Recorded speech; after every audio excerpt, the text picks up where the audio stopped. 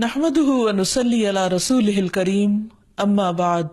فاعوذ بالله من الشيطان الرجيم بسم الله الرحمن الرحيم رب اشرح لي صدري ويسر لي امري واحلل عقدة من لساني يفقهوا قولي۔ ناظرین، پروگرام دعا کیجئے کے ساتھ ہم آپ کی خدمت میں حاضر ہیں۔ انشاءاللہ العزیز اس پروگرام میں ہم مختلف مواقع اور مختلف لوگوں کے لیے کی جانے والی دعاؤں کے بارے میں بات کریں گے۔ آج کے اس ابتدائی پروگرام میں ہم دعا کے آداب اور قبولیت کے مواقع وغیرہ کے موضوع پر بات کریں گے۔ دعا کیا ہے؟ دعا بندے کی اپنے رب سے التجا ہے، فریاد ہے، اس بات کا اظہار ہے کہ اے رب، میں محتاج ہوں، میں فقیر ہوں، اور تو داتا ہے،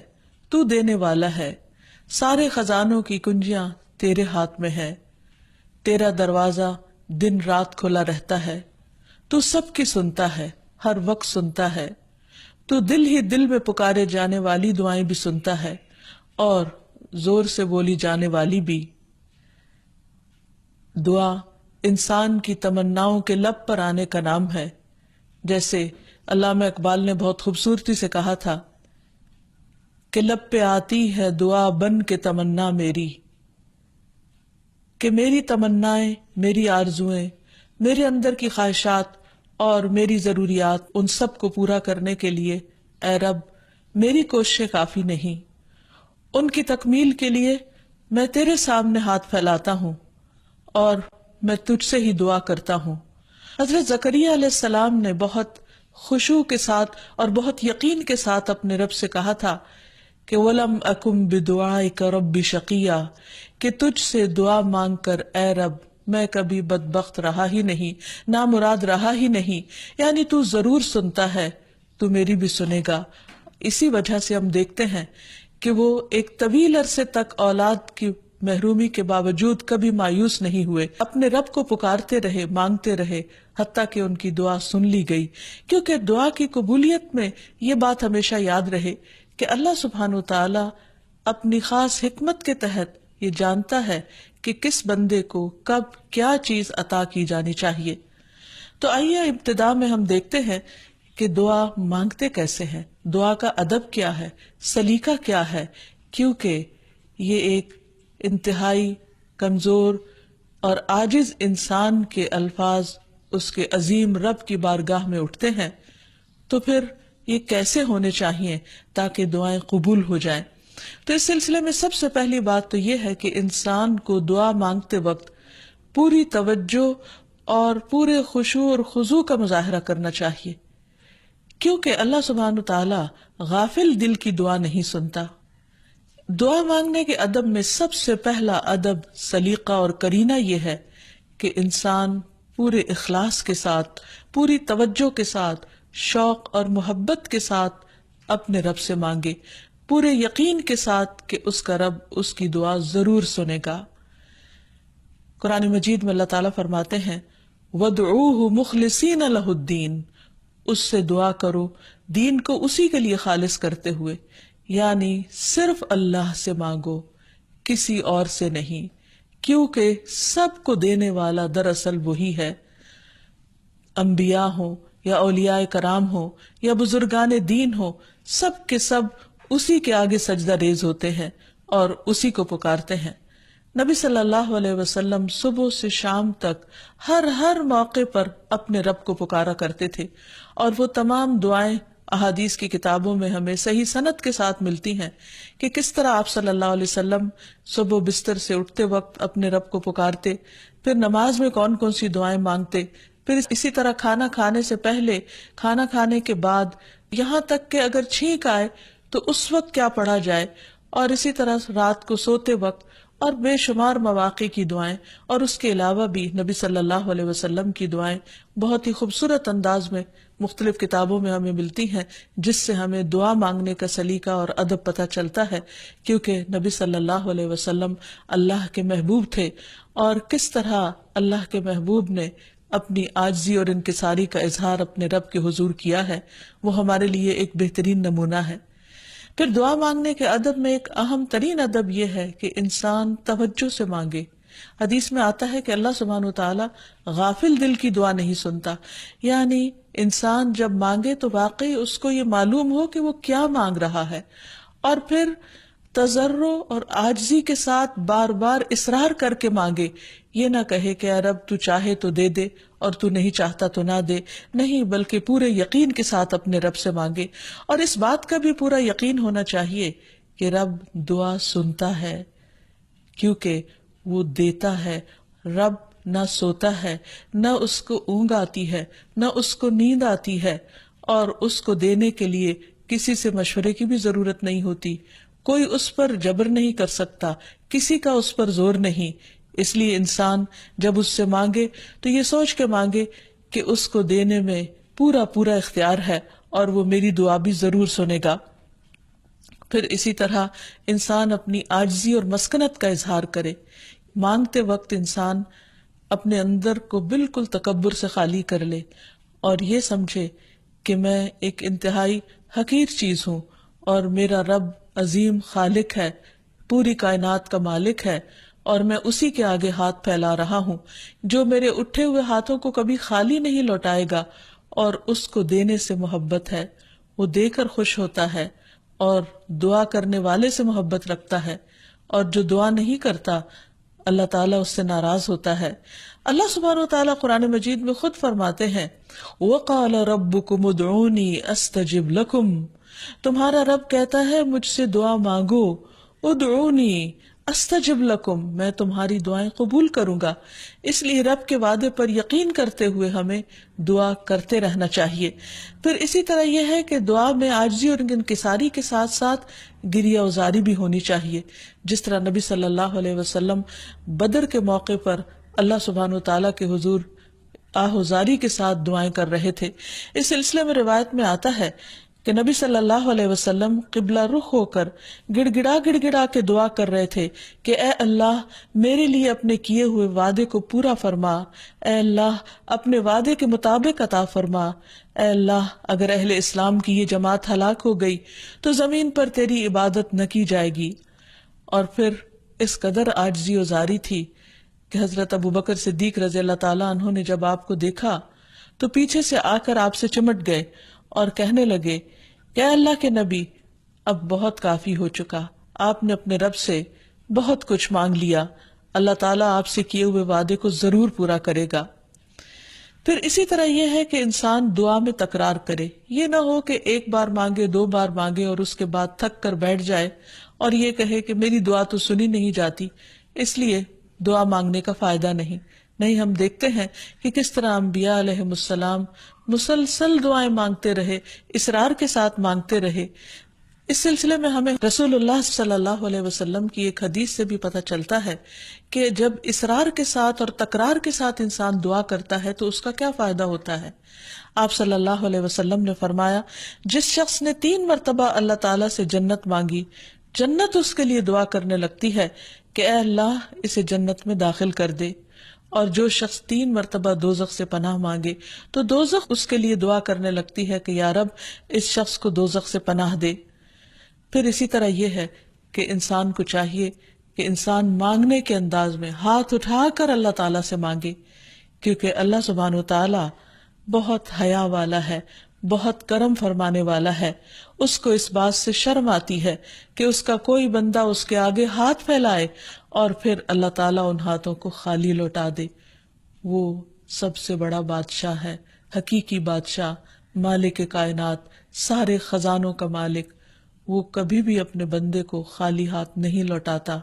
ہاں، یہ ضرور ہے کہ کبھی وہ انسان کو فوراً مل جاتا ہے جو انسان اپنے لیے طلب کرتا ہے،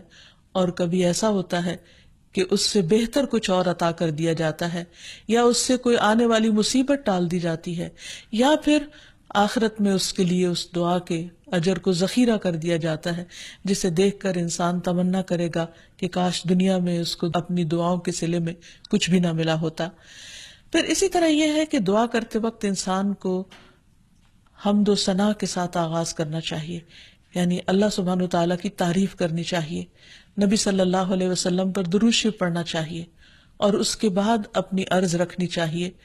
تو جس دعا کے آگے پیچھے درود شریف پڑھ لیا جائے وہ دعا بھی قبول ہوتی ہے۔ فضالہ بن عبید رضی اللہ عنہ سے روایت ہے کہ ایک مرتبہ رسول اکرم صلی اللہ علیہ وسلم تشریف فرما تھے۔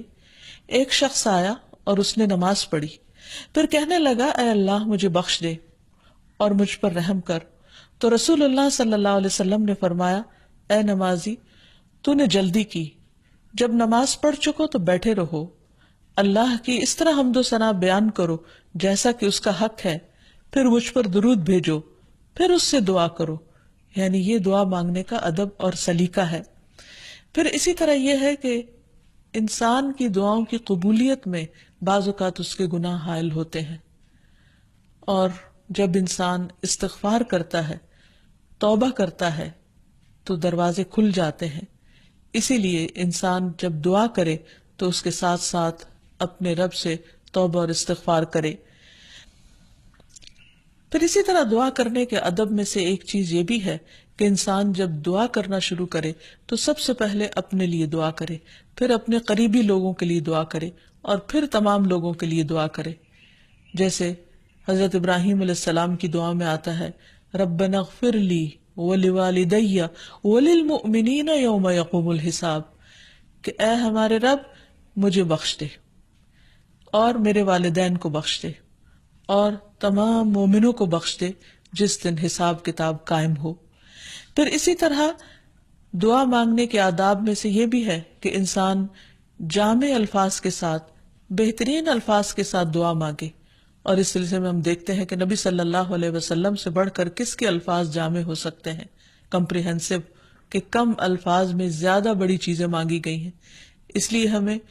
مسنون دعاؤں کو یاد کرنے اور ان کو پڑھنے کا بھی اہتمام کرنا چاہیے۔ نبی صلی اللہ علیہ وسلم کو جو خاص چیزیں عطا کی گئی تھی ان میں سے ایک چیز جوامع الکلم تھی، جس کے بارے میں آپ نے فرمایا اوتیت جوامع الکلم، مجھے جامع بات کہنے کی صلاحیت بخشی گئی ہے، یعنی کم الفاظ میں زیادہ بڑا مضمون۔ پھر اسی طرح انسان کو اپنے نیک اعمال کو وسیلہ بنا کر دعا کرنی چاہیے۔ اگر زندگی میں انسان نے خالصتاً اللہ تعالیٰ کے لیے کچھ کام کیا ہو تو مشکل وقت میں، تکلیف کے وقت میں، پریشانی کے وقت میں انسان اپنے رب کے سامنے اس نیک عمل کا ذکر کر کے اس کے وسیلے سے دعا کرے۔ جیسے ہمیں ایک حدیث سے پتہ چلتا ہے کہ کچھ لوگ کہیں سفر پر جا رہے تھے تو راستے میں بارش شروع ہو گئی، بارش سے بچنے کے لیے انہوں نے غار میں پناہ لی، تو اتنے میں ایک بڑا پتھر لڑک کر غار کے دروازے کے آگے آ گرا اور غار کا دروازہ بند ہو گیا، اور اس طرح وہ باہر نہیں نکل پا رہے تھے۔ تو اس وقت ان تینوں نے آپس میں یہی سوچا کہ ہم اپنے اس عمل کو سامنے رکھ کر اللہ تعالیٰ سے دعا کرتے ہیں جو خالصتاً ہم نے اللہ تعالیٰ کی رضا کے لیے کیا۔ تو بہرحال تینوں نے اپنے اپنے نیک عمل کا ذکر کیا، جس کی بدولت ان کی دعا قبول ہو گئی اور غار کے پتھر ہٹ گیا جو کہ بظاہر ناممکنات میں سے تھا، اور اس طرح وہ لوگ وہاں سے نکل آئے، ادروائز ان کی زندگی بھی خطرے میں تھی۔ پھر اسی طرح یہ ہے کہ اللہ تعالیٰ کے خوبصورت ناموں کو وسیلہ بنا کر دعا کرنی چاہیے۔ قرآن مجید میں آتا ہے وَلِلَّهِ الْأَسْمَاءُ الْحُسْنَى فَادْعُوهُ بِهَا، اور اللہ کے لیے ہیں اچھے اچھے نام، بس اسے پکارو ان ناموں کے ذریعے، یعنی ان کے وسیلے سے۔ تو اللہ سبحانہ وتعالیٰ کے نام مختلف دعاؤں کے آخر میں بھی آتے ہیں، اور اس کے علاوہ اللہ تعالیٰ کے ان سارے ناموں کو پڑھ کر بھی دعا کی جا سکتی ہے، یا پھر کسی خاص نام کے ساتھ بھی اس کو پکارا جا سکتا ہے۔ جیسے عموماً ہم یا اللہ تو کہتے ہی ہیں، یا پھر یا رب، یا رحمان، یا رحیم، یا کریم، یا ذی الجلال والاکرام، یا حی یا قیوم برحمتک استغیث۔ ان اچھے اچھے ناموں کے ساتھ اللہ تعالیٰ کو بار بار پکار کر دعا کرنے سے دعا قبول ہوتی ہے۔ پھر اسی طرح اگر کوئی شخص باوضو دعا کرتا ہے تو اس کی دعا بھی قبول ہوتی ہے۔ اس سلسلے میں ہم دیکھتے ہیں ابو عامر رضی اللہ عنہ جب شہید ہوئے تو ابو موسیٰ اشعری رضی اللہ عنہ نے آ کر نبی صلی اللہ علیہ وسلم کو اس کی خبر دی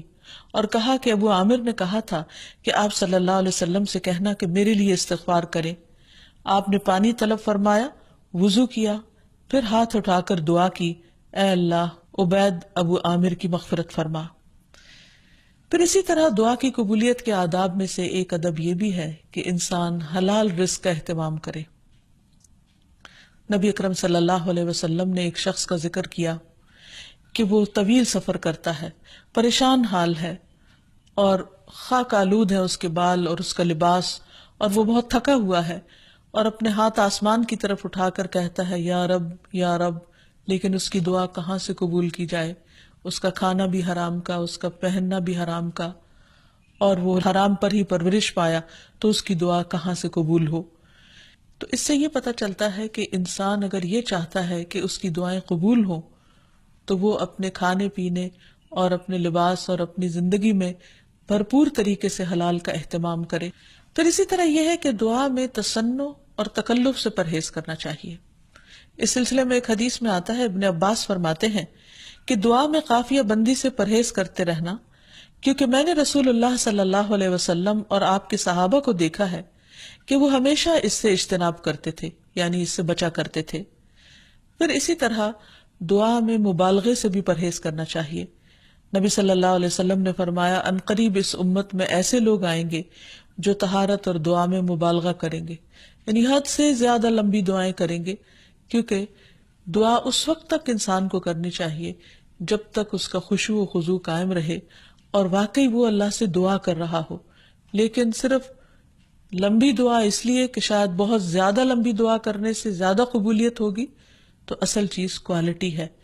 بعض اوقات انسان صرف ایک جملہ بولتا ہے لیکن اتنے درد کے ساتھ، اتنے احساس کے ساتھ، اتنی شدت کے ساتھ کہ وہی کافی ہو جاتا ہے۔ جیسے یونس علیہ السلام نے مچھلی کے پیٹ میں پکارا تھا، لا الہ الا انت سبحانک انی کنت من الظالمین، کہ لا الہ الا انت، نہیں کوئی الہ مگر تو ہی، سبحانک تو پاک ہے، انی کنت من الظالمین، بے شک میں ظالموں میں سے ہوں، میں گناہ گاروں میں سے ہوں۔ تو ان کی دعا فوراً سن لی گئی، قبول کر لی گئی۔ پھر اسی طرح کچھ اوقات اور مقامات ایسے ہیں کہ جہاں انسان کی دعا قبول ہوتی ہے، مثلاً رات کے آخری حصے میں دعائیں بہت قبول ہوتی ہیں۔ حدیث میں آتا ہے، رسول اللہ صلی اللہ علیہ وسلم نے فرمایا، ہمارا رب تبارک و تعالی ہر رات کو اس وقت آسمان دنیا پر آتا ہے جب رات کا آخری تہائی حصہ رہ جاتا ہے۔ وہ کہتا ہے، کوئی مجھ سے دعا کرنے والا ہے کہ میں اس کی دعا قبول کر لوں؟ کوئی مجھ سے مانگنے والا ہے کہ میں اسے عطا کر دوں؟ کوئی مجھ سے بخشش طلب کرنے والا ہے کہ میں اسے بخش دوں؟ یعنی اگر کوئی اس وقت مجھ سے دعا کرے گا تو میں ضرور اس کی دعا قبول کر لوں گا۔ لیکن عموماً رات کے آخری حصے میں انسان گہری نیند میں چلا جاتا ہے اور یہ قبولیت کا وقت اس سے کھو جاتا ہے۔ تو اس خصوصی طور پر اگر انسان کی زندگی میں کوئی پریشانی ہو یا کچھ چیزوں کے بارے میں وہ واقعی سنجیدہ ہو کہ وہ اسے ملنی چاہیے دنیا اور آخرت کی کامیابیوں میں سے، بھلائیوں اور خیر میں سے، تو اس کو چاہیے کہ اس وقت میں دعا کا اہتمام کرے۔ نبی صلی اللہ علیہ وسلم نے یہ بھی فرمایا کہ تمام اوقات سے زیادہ بندہ پچھلی رات میں اپنے رب کے قریب ہوتا ہے، بس اگر تم سے ہو سکے تو تم اس گھڑی میں اللہ کو یاد کرنے والوں میں سے بن جاؤ تو ضرور بن جاؤ۔ پھر اسی طرح آذان کے بعد اور اقامت سے پہلے دعا قبول ہوتی ہے، یعنی مؤذن جب آذان دے رہا ہو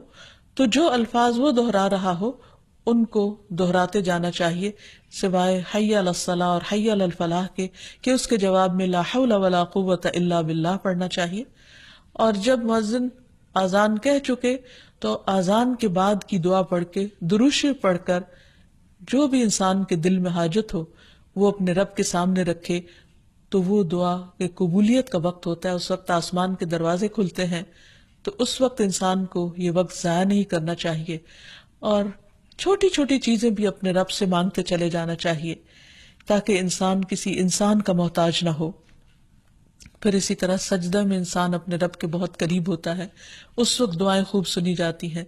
تو خوب انسان کو پکارنا چاہیے۔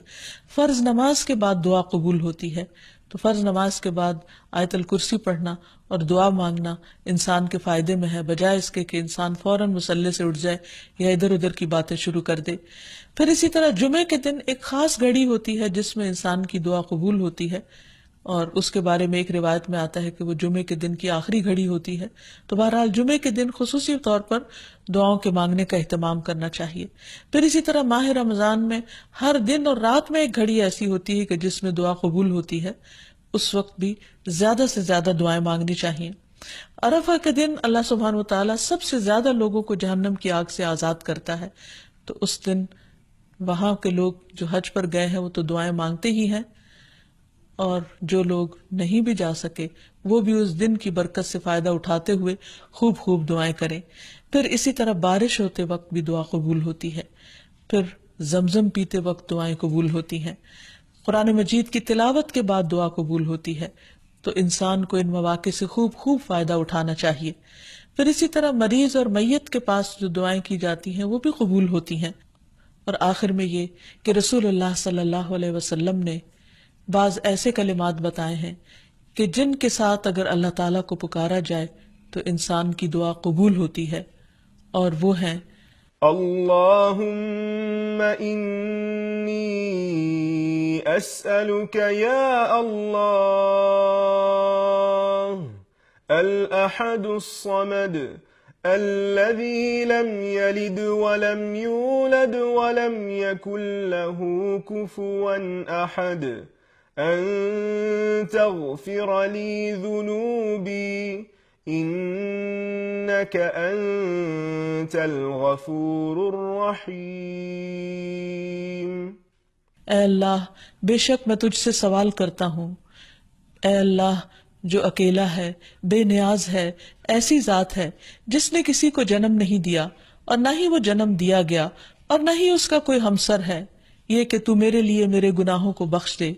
بے شک تو بہت بخشنے والا نہایت مہربان ہے. تو نبی صلی اللہ علیہ وسلم نے اس شخص کے بارے میں جو یہ دعا پڑھ رہا تھا، آپ نے 3 بار فرمایا کہ اس کو بخش دیا گیا، اس کو بخش دیا گیا، اس کو بخش دیا گیا،